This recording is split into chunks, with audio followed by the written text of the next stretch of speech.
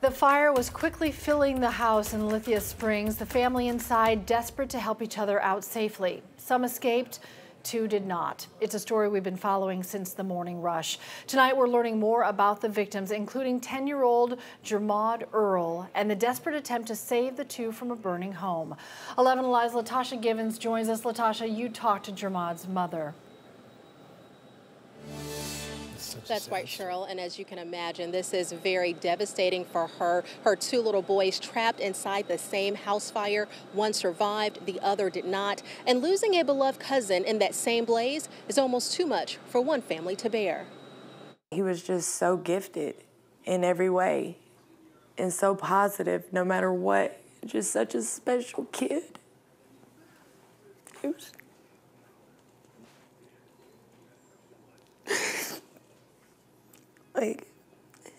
just his whole life. Holly Walker's 10-year-old son, Jermaud Earl, who they call Trey, died in a fire at his grandmother's house in Lithia Springs Monday night. He was just an awesome kid. He was so smart.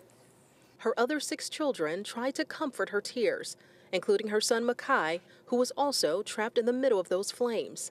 Holding hands, the brothers tried to escape. I had tried to go through the smoke and get out, but it was too thick, so me and Trey ran back upstairs. So I let go of his hands once we were upstairs getting some breath, and I told him on 3 we have to go run outside.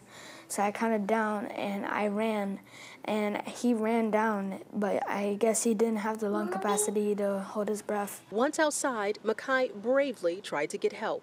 When I was running to go get the neighbors, I heard them screaming, and I think it was just because the fire was in the halls. Trey died from smoke inhalation. I just saw them working on my niece Stacia in the back of the ambulance very hard. Stacia Williams, Trey's cousin, also died in the fire. She was beautiful inside and out. The hairstylist and makeup artist leaves behind 3 children.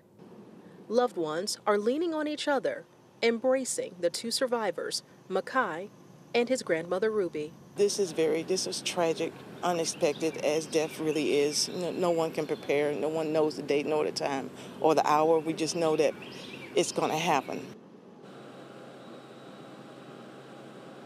And 2 firefighters were injured while putting out that blaze. They were treated and released. Investigators believe the fire started in the basement, but the cause has yet to be determined.